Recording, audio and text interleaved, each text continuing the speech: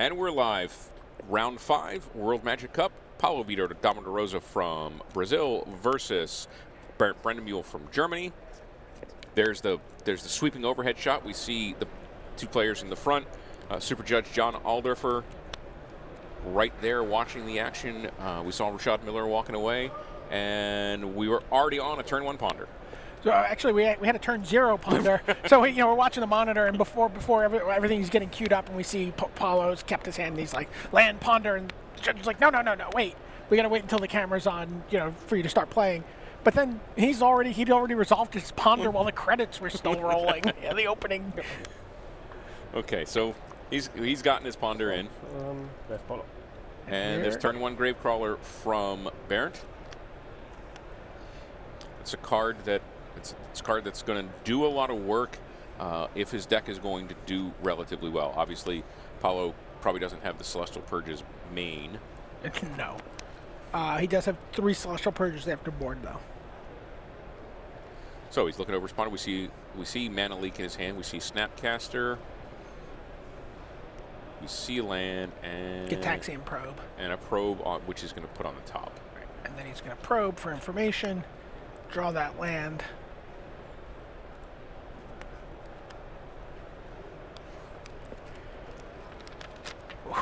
Aristocrat, Cemetery, Reaper. Aristocrat. Cavern of Souls, Swamp. I was like, I need to read this. Cemetery Reaper was, remember a couple years ago when you and I did the giant magic cards? It was the Reaper. And that was great. We actually had, we used spectators as zombie tokens, and they had to do the reaping. Yeah. No, so I have to draw. I didn't draw for this. Oh, sorry, I forgot it. Okay. Yeah. He did not draw because we know there's a land on top of his deck. Yeah. Okay, attack. Okay, got that worked out pretty quickly, Yep. and Gravecrawler gets gut-shotted. It's like I'm taking 2 anyway. Go. Yeah, but he knows there's not a zombie on the horizon, so that he can actually get a couple turns of breathing room there. Right, he's going to probably... You see the information from Gataxian Probe. You'd normally be loath to gut-shot a Gravecrawler. Like, it's just going to come back. Okay. Okay. He's going to bring in Snapcaster Mage, flashback to Ponder. Doesn't like what he sees. Looks at him sort of quickly. Once again, for you folks that are watching at home that might be thinking about picking up this Delver deck and playing it, take your time when you're making these decisions. PV has played this deck a fair number of times. He knows the play lines. He knows the interactions. And his brain is faster than most everyone else's. Let's be honest. Interesting that he didn't keep up the Mana Leak mana for the Cemetery Reaper. But maybe he's actually not all that worried about it.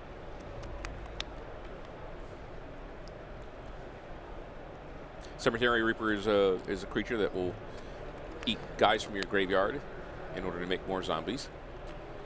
From any graveyard, actually. What does that cost to activate again? 3.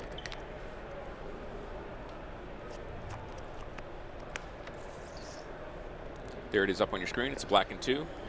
Exile a creature card from a graveyard and get a 2/2 black zombie. But you got, it's like one of those cards that's so frustrating because you got to tap it and pay. You know what I mean? It's.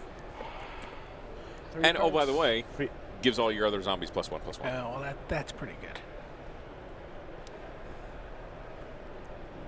So now Paulo in the tank a little bit here. He's probably working out a plan for his next 4 or 5 turns. But he's got good information about what Bernd has in his hand, and he's going to work out what he wants to play. So he's going to play another Snapcaster Mage and another Ponder. And another Ponder. How many times do you see Snapcaster Mage getting played on your own turn twice in a game? It happens fairly often. I mean, generally happens with Ponders. Yeah. It's removed.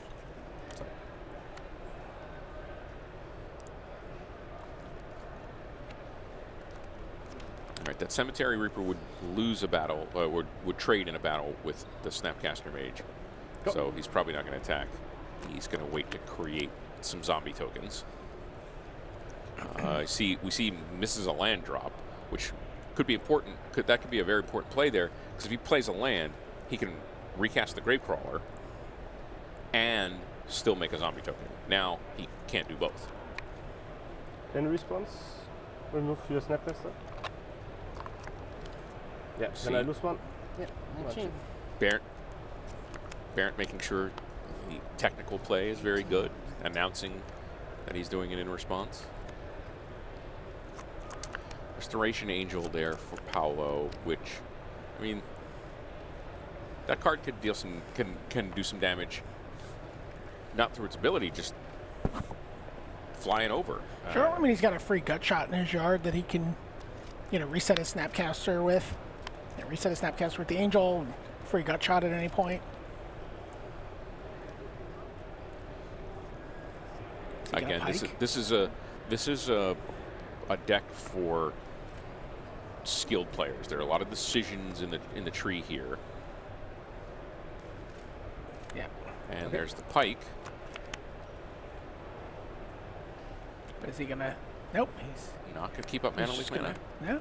So it's for 5. I mean, he knows Block. he knows he has another Vapor Snag. He knows he can reset his instance in his graveyard with the, get them with the Restoration Angel. So he gets in with the Snapcaster for 5 with the 16. Rune Chanter's Pike. And Sorry. Jared goes to And then he goes to 14. Go. Oh, and he lets. It's interesting. Could have Fume Spittered right there while Paulo was tapped out. Now he has an opportunity to Angel if he does it during the attack step.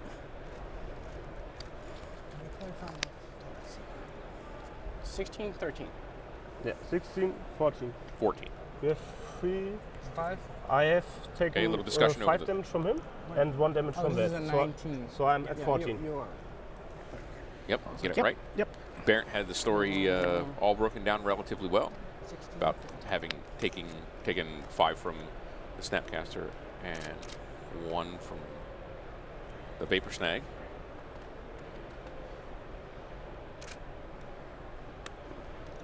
I block with a Fume Spitter. Yep. Before damage, I second to him. And here we go. Bleh. Okay. I believe that's the appropriate term. And of course, the Snapcaster comes into play. Yeah. Flashback, the Gitaxian Probe, which he's going to play after combat.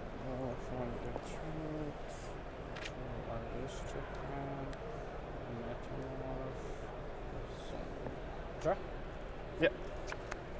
Okay, we see the Brazilian team has gotten its first win. Its first game, sorry, in hand. 16, 14. Juliano 14, Souza 14, has yes. taken his first Oh, game. Yeah.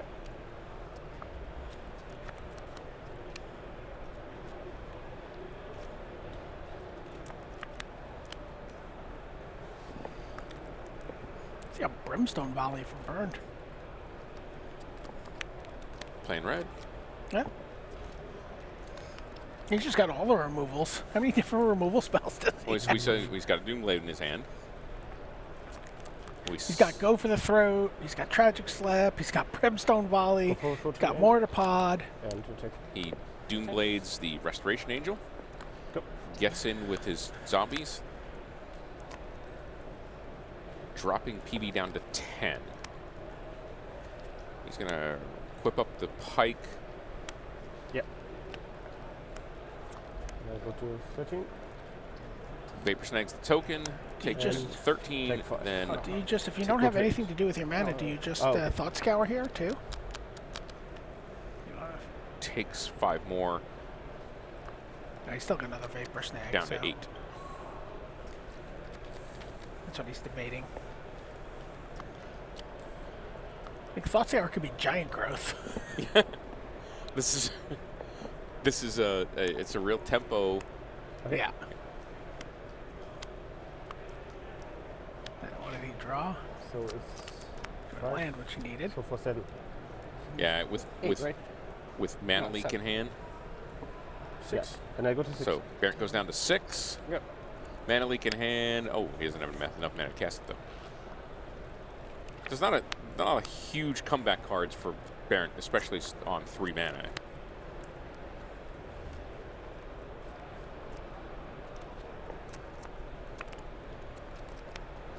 And here's his window. Check. Send.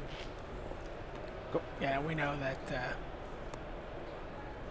It's another Yeah. vapor snag. And there it is. Yep. Game 1 to Paulo, Vitor, Damo, Rosa The fourth one. versus Brendenmuhl of Germany.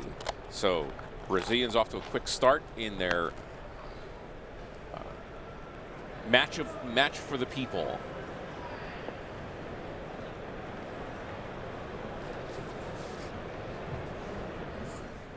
Qualifiers for the next Pro Tour begin August 25th.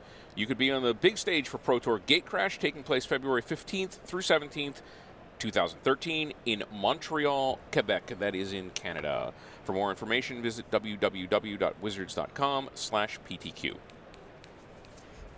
Montreal, that's a city. Yeah, it's a fine city. Montreal in February. Take a coat. I mean, you live in New York, so February it's just cold anyway. Sure. February, where I live in Florida, it's kind of nice. I might not have a coat that goes to Montreal. All right, so what kind of sideboard action do you think we'll see from these two guys? Well, we saw Celestial Purge has been a good one for the Delver deck against zombies already. Yeah, he's got a 4th mana leak in there. He's got Divine Offering. Probably not going to see that. I mean, Timely Reinforcements? He only has 1. Maybe he brings that in. He needs especially versus the zombie deck. This is a sort of tempo-y kind of game plan for Paulo. He's just got to get a few larger strikes in with pike equipped guys of whatever stripe, slowing down that zombie rush just a little bit. And we saw the life gain from Lithrag Tusks be, in another match be pretty brutal. Mm-hmm. So not maybe the timely, but certainly the Celestial Purges. What has Bernd got to rely on here?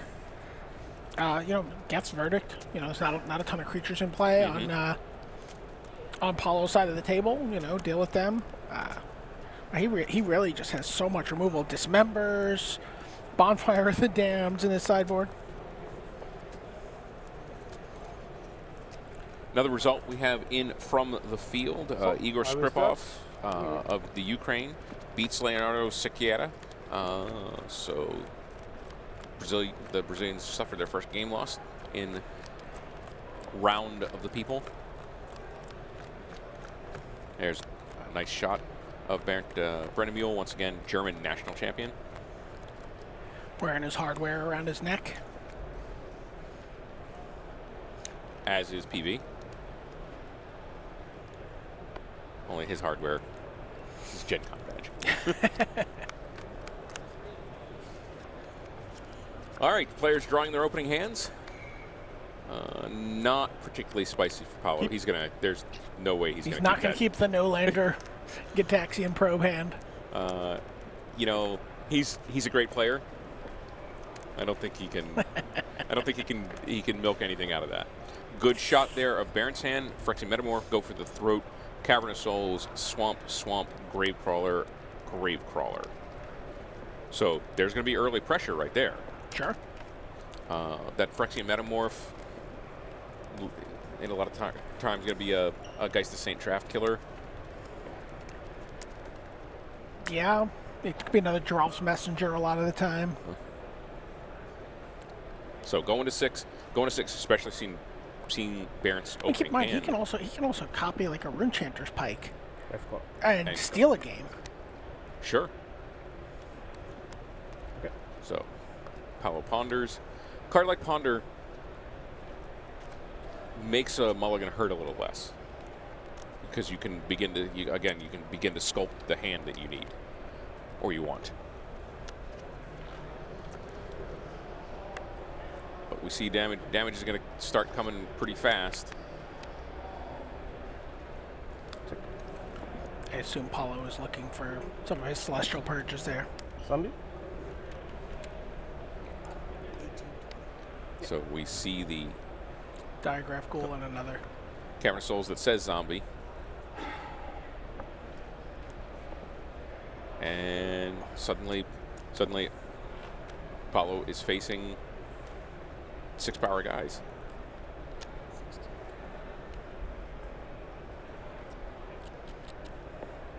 We see on the probe.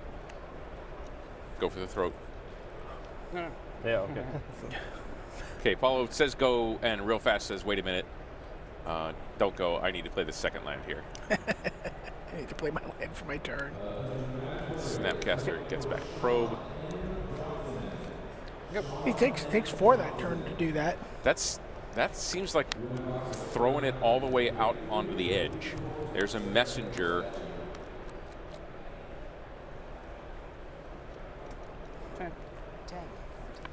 And he's at 10 already. Back.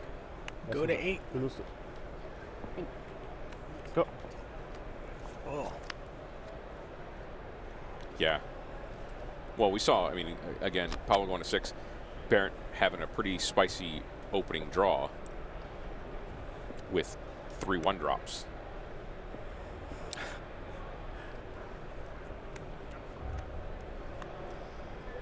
Let's go. There's a Geist. He draws off of it that he's obviously not going to be able to play this turn.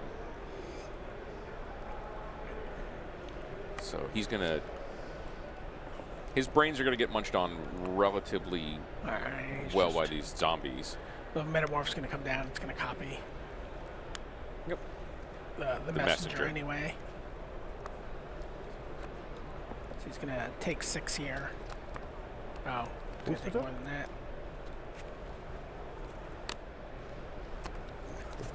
Just kill everything and kill you. All right, quick game 2 to Brendenmuhl. So we see there's an example of what the zombies can do, especially against a little bit of a slow start. Or any kind of stumble, right? I mean, that's just a really classic, it's kind of like someone buried a white weenie deck and then it just clawed its way up out through the earth. And Right.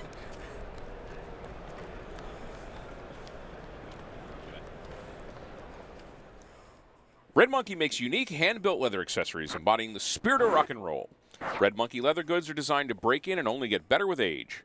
For Magic, they make a range of bags, belts, and cuffs featuring the mana symbols and planeswalkers. For more information, visit www.wizards.com/magicmerchandise.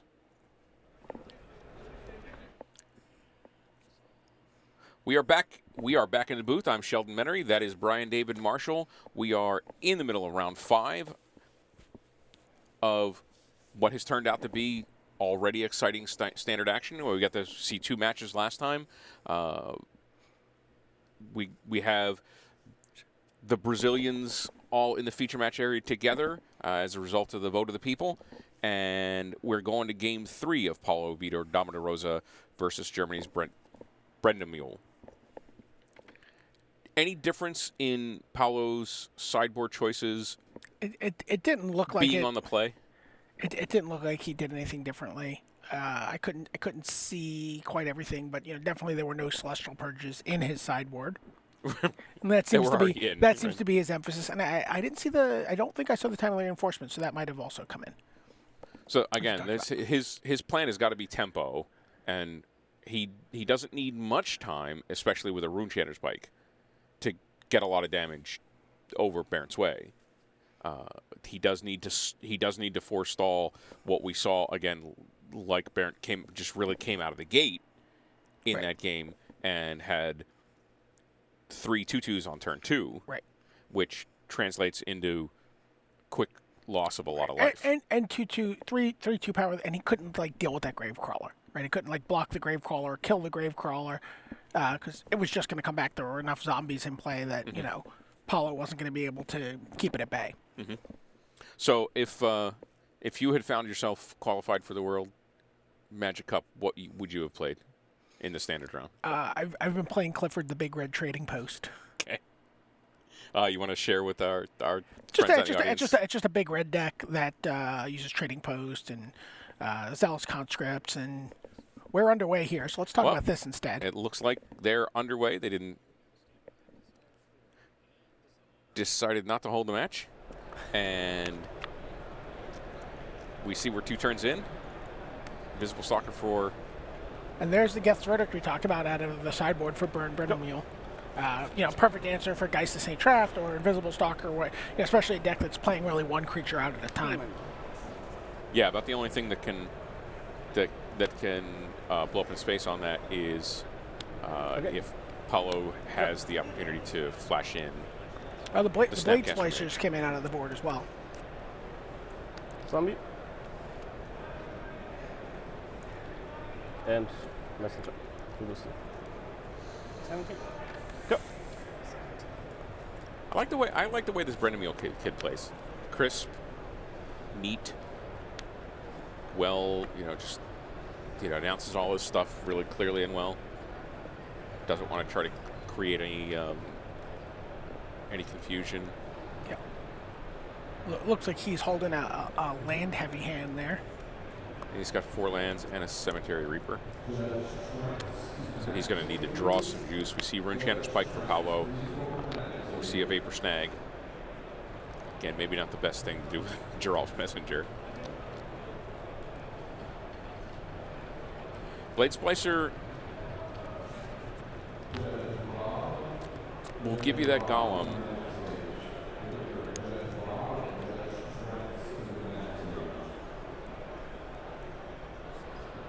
And it will also give you Golem's first strike. Well, the zombies don't block much anyway, so I don't think I don't think that's going to much matter. Although it may matter defensively for Paulo. Yeah, I think first strike on defense actually is a big deal for Paulo. 60. Okay, he gets in with the Golem and the Blade Splicer and casts the Runechanter's Pike. Yeah, without a way to deal with that Pike for Bernd, this is not going to be pretty. See, Bernd has drawn a Metamorph. How many cards do you think? 2. 2 spells.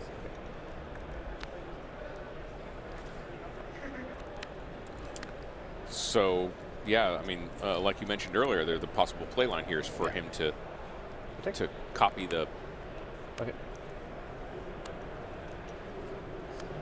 Runechanter's Pike with his Metamorph. So, Paulo again playing the. With Rexy mana and up here. 2, 2, 2. Instead, he copies the Blade Splicer, gets 2 creatures. Go.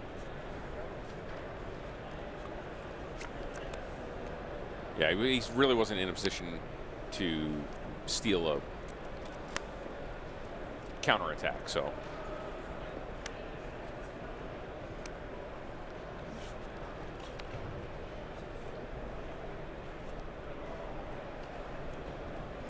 Equips his Blade Splicer to his Pike. It's bash bash.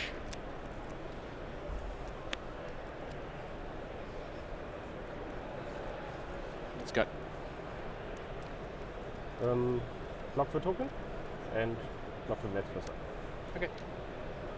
First okay. one. So there's some trading there. No. Go. Blade Splicer obviously stays alive because of the first strike.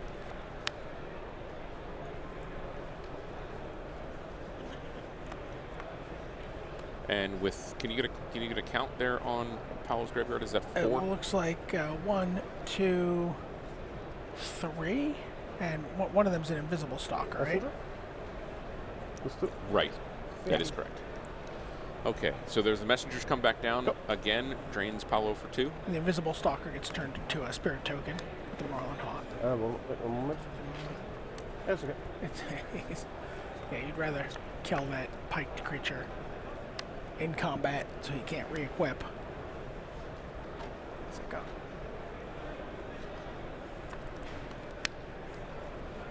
Vapor Snag in Paulo's hand. Touches it. Does Paulo's Vapor Snag his own guy? He's certainly thinking about it here, right? Can that be right?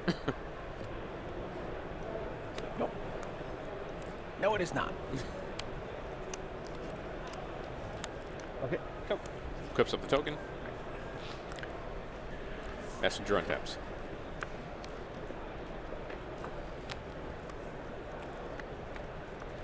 That sounds like we're tied up at most of the tables On here. the other back tables. Any pendant? Well, there's a Mog Vandal. Manic Vandal. Manic Vandal. Paulo, I think Paulo has to read that. Manic Vandal is going to take out, if it resolves, it's going to take out that pike, which is a huge play in this match. I don't think he has any choice. There's a Cemetery Reaper. Reaper, and now attack for 4 with the Messenger. Yep. What a big swingy play for Brendenmuhl. Yeah. September call-up. Manic Vandal gets a big double. With guys on. Take 4. 11. Go. Drains the bases. That was a huge blow. Another token. Paulo. What did he just draw? I think that was a Celestial Purge. He's got a lot of targets for it now. Yeah, I mean the Messenger. Okay. Go to 17. Timely reinforcements. Card that you mentioned that he may be bringing out of the graveyard. Yep. Out of the sideboard. He certainly did. All sorts of sideboard cards tussle in here. Yeah, good soldiers. Yeah. Thank you. It's a good value card there. 3 mana, 6 life, 3 guys. Yeah. And he's getting in with his more Take hunt 2. tokens. Go to 11. That will drop Brendenmuhl to 11. Paulo doing a little thinking. I think that other card is Celestial Purge. He doesn't have another white source to play it, though. It's a promo card. If so the I'm not player really sure. rewards, Yeah. Is that Celestial Purge? it has to, unless it's condemn. Okay. 10. 10. Go.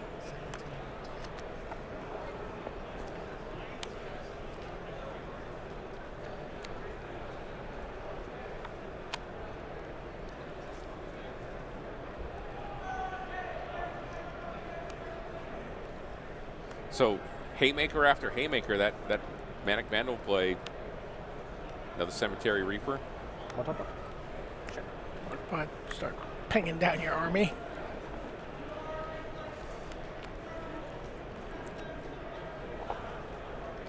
And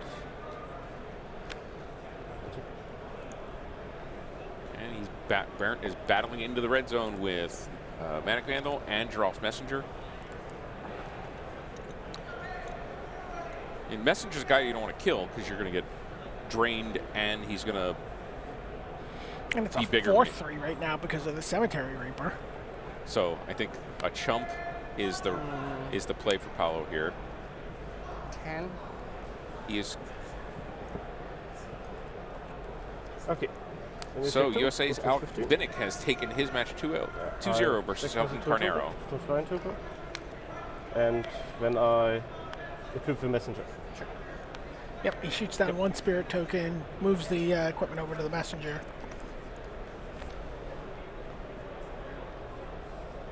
And now he's in a position to mess up the spirit token and sort of reset his Messenger for blocking. Okay, the bad news for Bernd is he's empty. Yeah. It is Celestial Purge. Let's see. Any creatures? Doesn't like the number of creatures in Paulo's graveyard for the Moorland Haunt. Oh.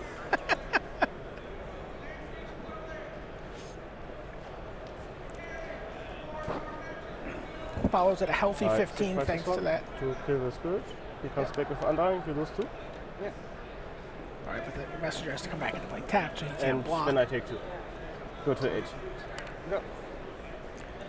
All right, both players are just down to the tops of their decks here. Yeah, but Paulo's playing with a lot of creatures in his graveyard and the Moorland Hunt. So Sure. Water pot. another Mortar Pod. Now it's getting a little juicy. And- That attack, that's a big attack though. It takes Paulo all the way down to 7.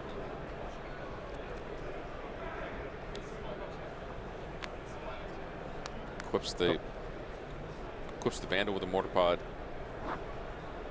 Obviously, any Rune Chanter's Pike is going to get met with Yeah. the that's equipped not creature gonna do it. getting pinged. So that's not going to do it. Again, we just this big swing in plays here, back and forth and back and forth. Looking rough for PV at the moment. Well, yeah, I mean, Bernd, when we looked at his hand earlier in the game, I mean, he had a Cemetery Reaper and 4 lands. Blood Artist. And there's a Blood Artist. That's really bad bye. news. Yeah. Sorry, Brazil. I take these 2.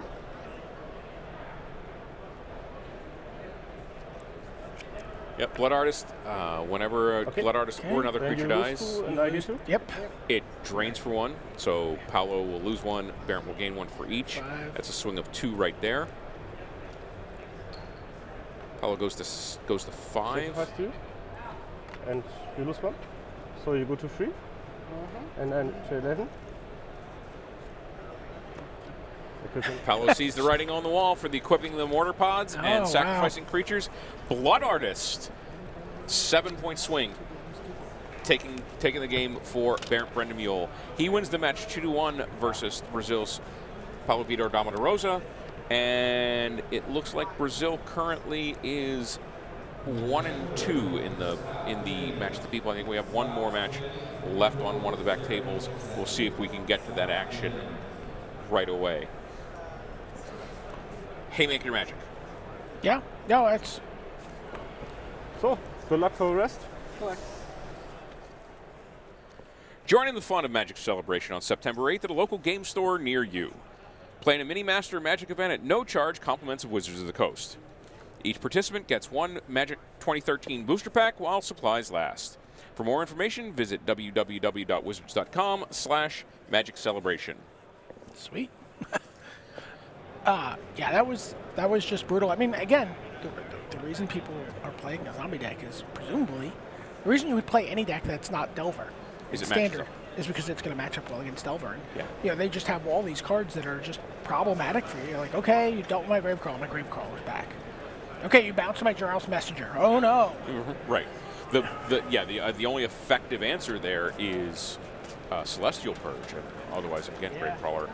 Now the Mortar Pods come out, you start sacrificing the Gravecrawlers Right. and taking a lot of damage. You feel like Paulo has to have a draw where he has, like, 2 Celestial Purges and a couple of Snapcaster Mages to really 14. disrupt Bernd's plan Yeah. there. No. So it looks like we're 14, gonna 12. which Looks like we have 12, yeah, 14. I hear it in my ear. Yeah. That is Juliano Souza. Oh, you have a drink? Oh, yeah, 9th at Grand Prix Sao Paulo just recently. And across the table from him is Fondas Papadatos from Greece.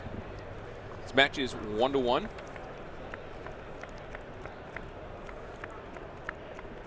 And it looks like Juliano is in the tank a little bit about something. We see the life totals there.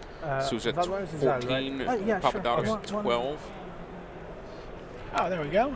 There's a nice overhead shot. Interestingly, the Brazilian is playing zombies in this matchup, and the Delver player is on the other side of the table. Well, we saw Juliano in a feature match earlier during the draft rounds. I think Back I have again. one, but I don't. Do you have a germ? Oh, you can give me. Germ token. He's looking for a germ Oh, token. rather. Looking for a germ token.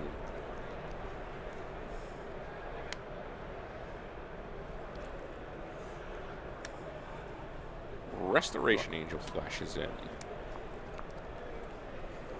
Chooses not to blink anything, but blocks. Yeah. It's a shot of Papadatos' hand. I go to my. Land which he plays. There's a Vapor Snag that we see. Yeah. And he swings in with the Restoration Angel and the Drake token, I can only assume.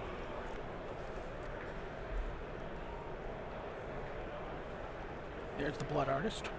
Blood Artist is a dangerous, dangerous card.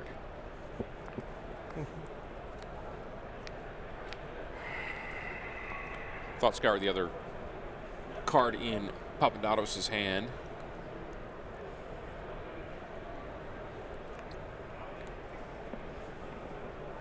Sacrifice Outlet. Sacrifice Outlet plus Blood Artist means a fair amount of life loss. Yeah, I mean, it's kind of an expel equal to the number of creatures you control. Right. One card in hand. Yeah. Yeah, Papadatos realizes he may be up against it right I here. bring token. Yeah, I could. Okay, so it's You Like- take 4. I go to 2 and one of my yeah. die That, and one that's of your not die. passed yet. Oh, sure. Okay, so it's 10, 11, right? Is there a little I understand. little You conversation? take 2. I take 2 because you kill the Yeah, sure. token. We'll just let And these then I guys take do the 2 more. commentary. Go Right. to 8 Yeah. because of this. Yes. Once again, John Alderford there in the background. He's Yeah. making sure that the life totals are right. Don't make me assign you life totals. We see after that battle in the sacrifice of creatures, Souza up to 11, Papadatos down to 8. 2 Vapor Snags now for Papadatos. He's in with the Angel and the token.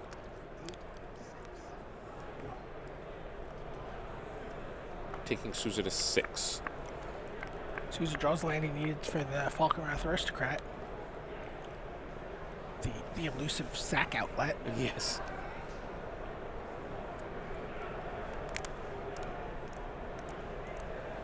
He's gonna be able to cast it. But So the question's going to become, what does... Oh, he's going to actually attack first, it looks like. the two vapor snags can wreak some havoc in Souza's plans to sacrifice things Okay. and get some life drains. That's aristocratic. Yeah, I think he realized he's playing against Delver deck. I'm sorry. Aristocratic play.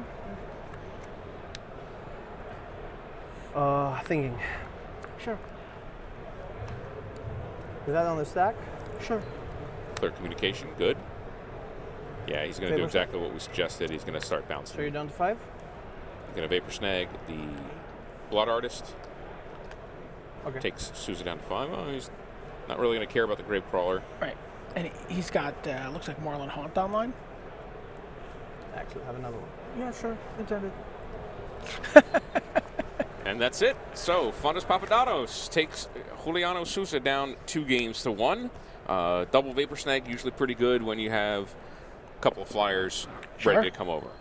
Did any of the Brazilians win their match? I think they went 1-3. I think they Okay. won one of the back table matches. Oh, sorry. We are back in the booth. I'm Sheldon Menery, sitting next to Brian David Marshall. We are You lucky guy. That's what you say. Well, one of us says it. One of us says it.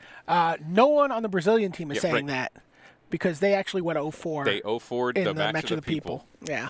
So we are right here at the end of round 5 of World Magic Cup. 2 rounds of standard in. I know after this, when this round is over, you're gonna RUNNOFT to the news desk I think and have a this feature. was our first round of standard. I'm going to do one more round.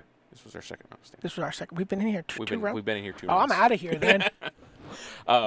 And you got some features coming up over the news desk. Yeah, I think we're going to do. We got some deck techs coming up, and we're going to look at some decks. I got. I believe there's a big red trading post deck tech coming up. That'll be awesome. Possibly any minute now. Trading Post is I good. love that card so much. Well, again, it's like we were talking about earlier. It's a card you can play. You have to. It's got abilities, and you got to choose which one you're going to Yep. use, and when it's situationally appropriate. Turns the game into a puzzle. You know, Right. like, how do I get out of this? What do I need to do? Do I need a goat? Do I need 4 life? Do I want to get this card into my graveyard? Do I want to get a creature into play so I can sack it to return an artifact? You know, there's all sorts of stuff that's happening.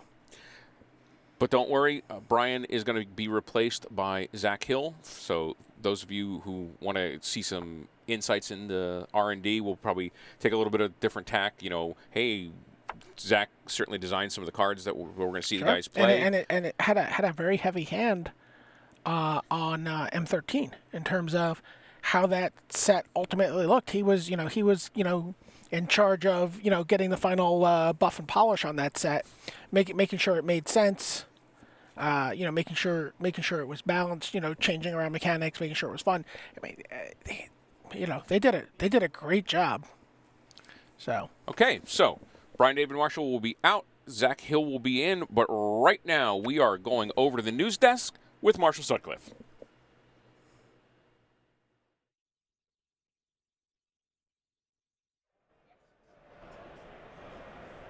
Welcome back to the news desk. I am Marshall Sutcliffe, and we are here at the World Magic Cup 2012. Now, I've got a few results to bring back to you guys, and some of them are starting to get pretty important as well. So, going in here, we've got the Slovak Republic is sitting in first place. Now, you can see right here, they're sitting on 33 points, and this is coming into this round. I've got a few updates to this. Specifically, if you look at Robert Jurkovic, he's sitting as the national champion for the Slovak Republic. He was on 12 points coming in. He won his match versus Bradley Barkley of Scotland. Now, Scotland's also sitting high. They were second coming into this round, and this is going to push him in further. As we go even more so, Philip Vali, you can see him there. He also won his match. He beat Marcio Carvalho from Portugal. And so we have at least 2 of these guys having won this round and going further. So they're looking to make a big push early and get a big seed. The seeds are very important as you go into day 2.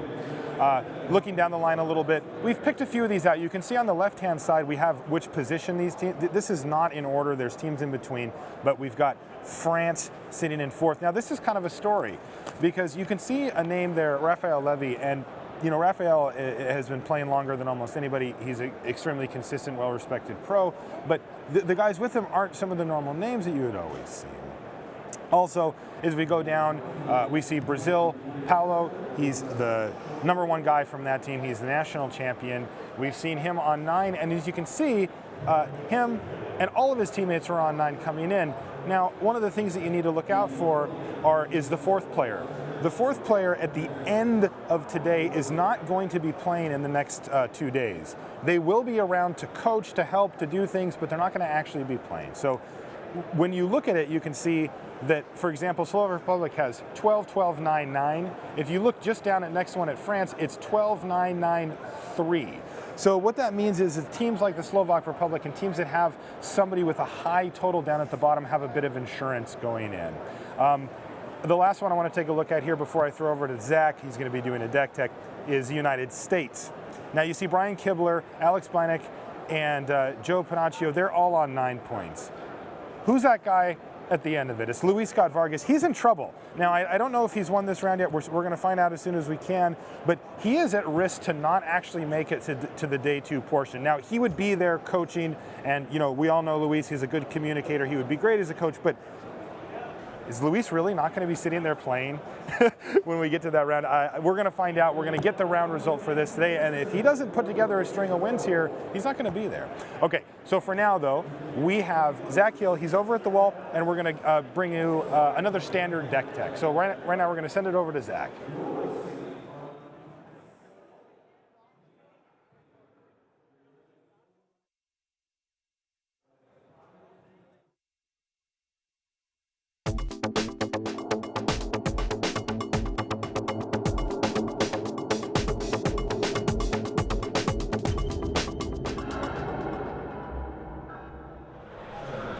Hi, welcome to the Tournament Center. I'm Zach Hill, along with Belgian national team member Peter Viren, who's piloting an extremely innovative trading post deck. Can you tell us a little bit about that deck? Of course. Let's walk through the first cards, maybe the trading post and the Ichor Wellspring. That's like Sure. Let's take it card by card. Yeah. We're gonna take a step back now. so. Ichor Wellspring is the most obvious card to play in a trading post deck. Like it's your engine, let's say, like your card throwing engine. As a control deck, because it's a very late game control deck, you need an engine to draw cards, and this is it. Right. All right. It's the most obvious card, but Double Magnets is also pretty obvious. Like it deals with big creatures. Sure.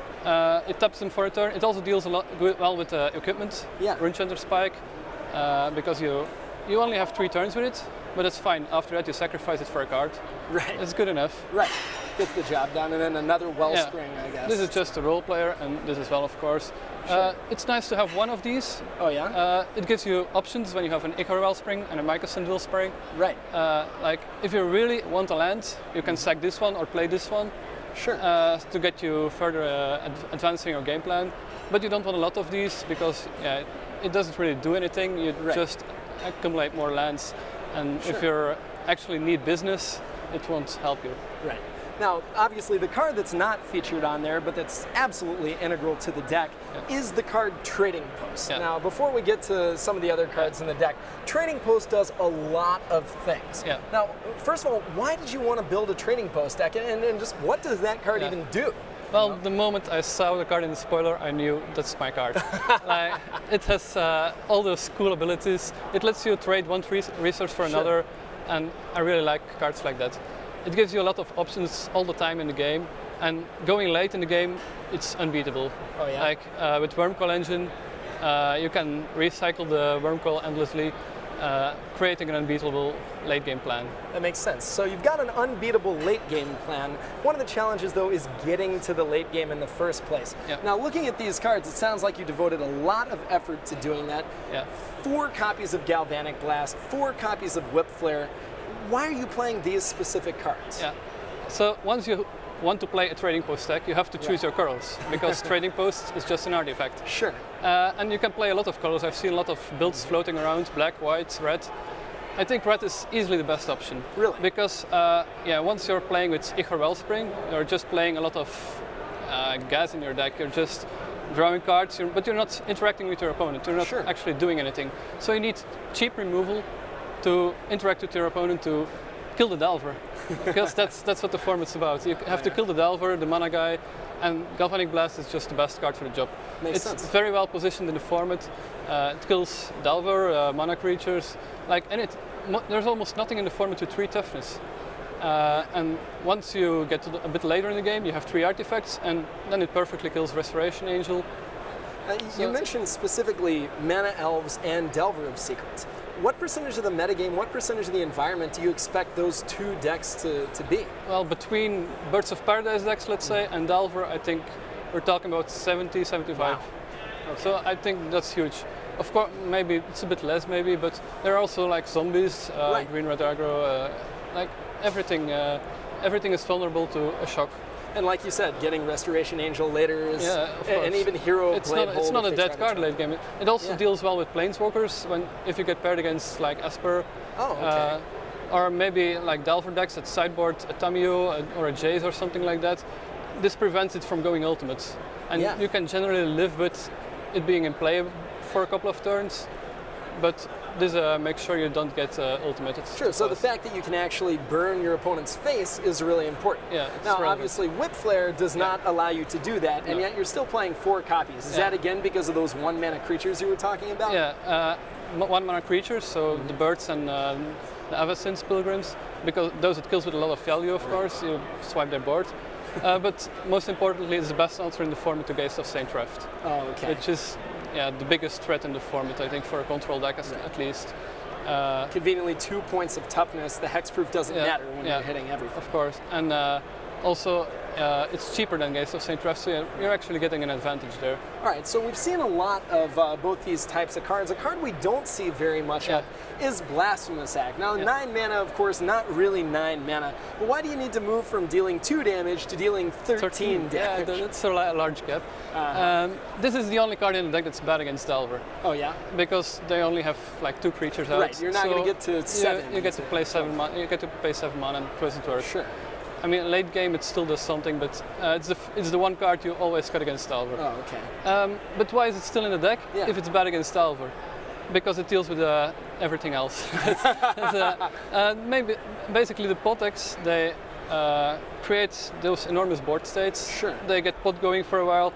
They have a bunch of Titans, everything, and Blasphemous clears it all. Right, it's not like Slag Storm or Whip Flare. It doesn't matter if they go large, Yeah. it just kills all Yeah, of you their need guys. some kind of answer to Titans, basically. Oh, okay. The Potex, they explode on the field, Right. and they just get hit by this, and they don't know what happens. Because nobody sees it coming either. Right, Like, oh yeah, they're you're certainly not pla- going to play around. Yeah, they're this not card. playing around. It's like you get to pay 2-3 mana often Right. against them, and you get a whole turn as well as rotting their board, which is insane. Exactly, at and that they point. might play something with higher toughness to play around Slag Storm, Yeah. but that's just helping you cast Yeah. this card.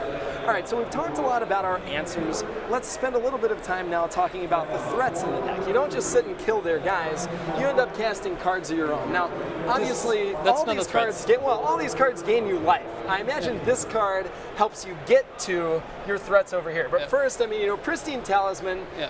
taps, adds a mana, gains a life. Wolf Run ramp decks, exist in the format. They tend not to play this specific spell, opting usually for No.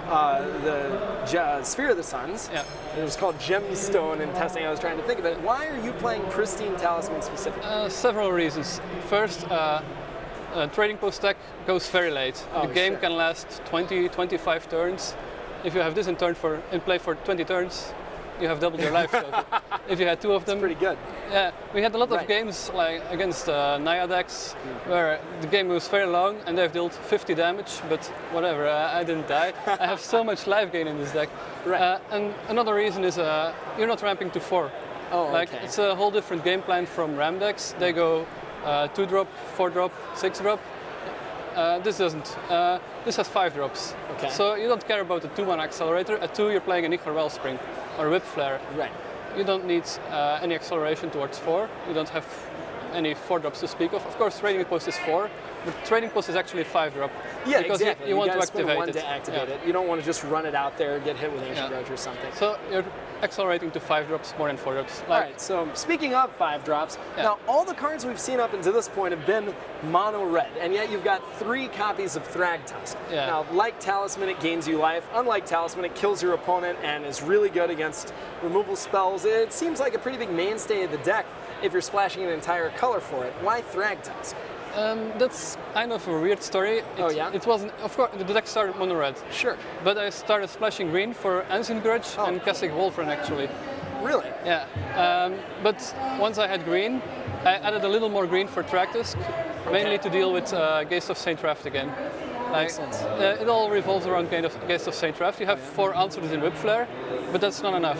Okay. You need more answers to if they have a 4-off and you have a 4-off, every time they have theirs and you don't have yours, or they Right. have more of theirs, you lose. That can't happen. So you need more answers.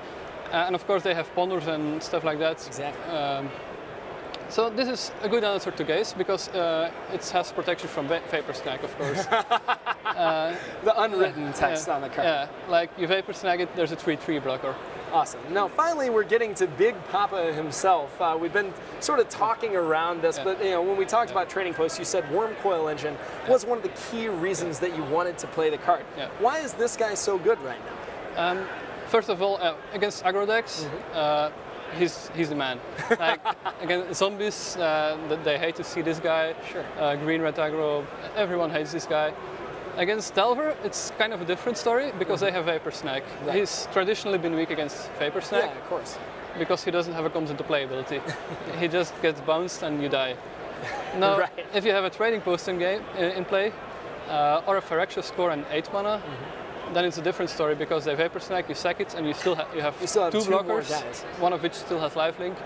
which And if is- it's Trading Post, you can get this guy right back after Yeah. you sack it later Yeah, on. of course.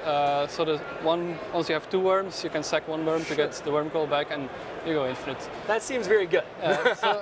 Yeah, he and Trading Post are the unbeatable late game combo. Oh, okay. But it's also Trading Post protects him from Vapor Snag, which Oh, is why okay. he's so much better. In That Trading makes a Post lot of deck. sense. All right, well, there's a lot more cards in the deck. We've talked about sort of the core, but you also have a lot of just kind of 1 and 2 ofs, just Yeah. some random things thrown in there. Let's take a look at those if we can. All right. Now, I guarantee you no one else at this tournament has these numbers right here. We don't have to go through one by one. Why 2 Faithless Looting and one of all these random cards? I don't want 2 Faithless Looting, I want 3. Really? But yeah, okay. That's like the 61st card. That it's makes the sense. last cut, and I couldn't find anything else to cut from the deck. But does playing, multiple this- copies of this help you play a lot of these one-ups? Yeah, Okay. you go through her deck, that's so you can play one-offs.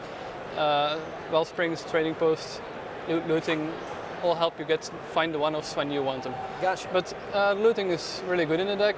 Like a control deck needs like a small draw spell to of course. to advance You it just need velocity to get through the define your cards. threats, yeah. And Wellspring and Trading Post is one of those, but that's a bit later already. Right. So you want something to find what you need when you need it. Makes sense. Yeah. And speaking of what you need when you need it, why each of these cards?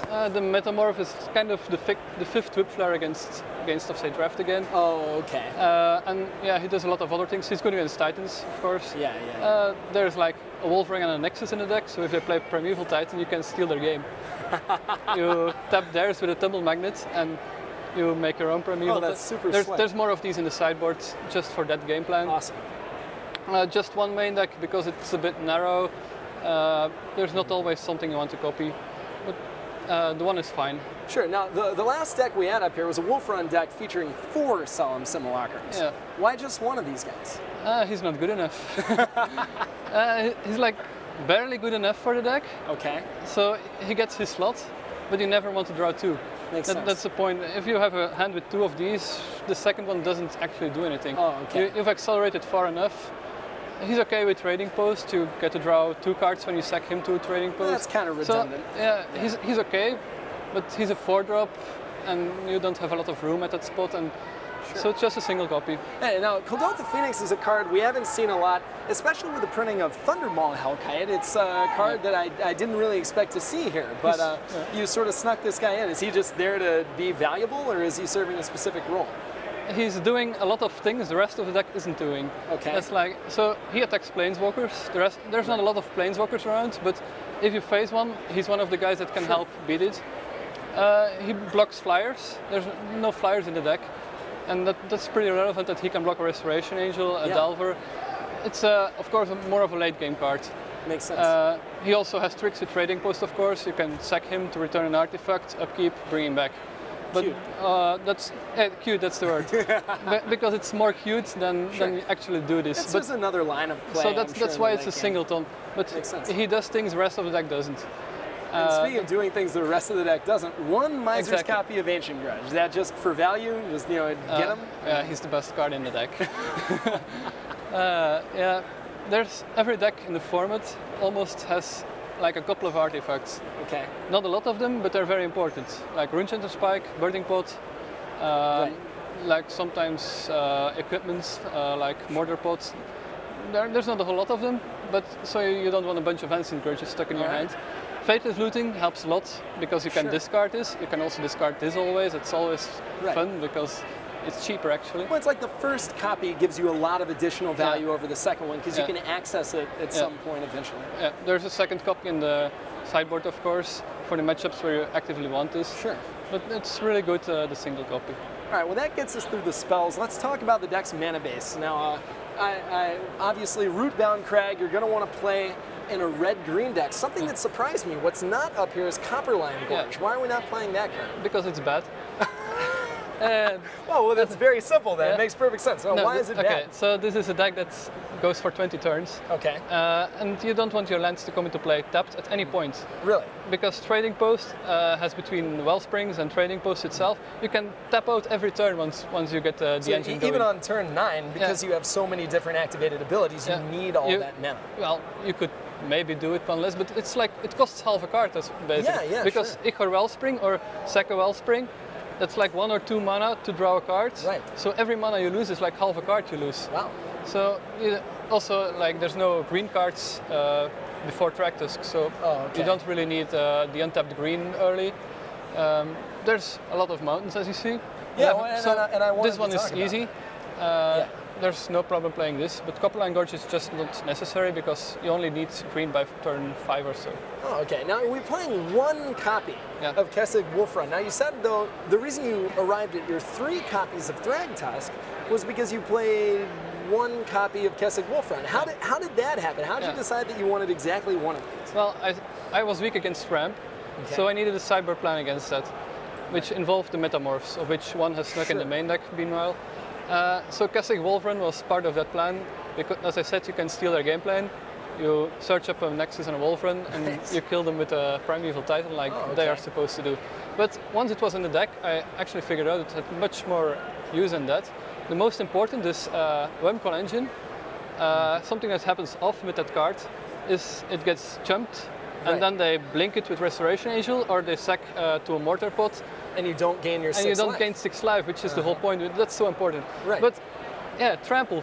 And it's all- so they sack that, you just spend 3 mana. and it or gains whatever. trample, and you do gain your life. Or if you have any excess mana, you just gain extra life. Also, there's a detached trample rule. Which, Oh, that's true.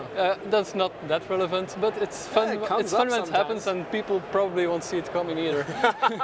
I certainly can't tell you how that works. So I'm if a not creature has embarrassed to say. detach and trample, you only have to deal 1 to each creature to kill it. Now over here we've got basic lands, but even though we've got Kessig Wolfrun, we've got Thragtusk, we have Ancient Grudge, we have 1 forest. How did you determine that you needed exactly 1 copy of forest? Well, you need the mountains, first of all.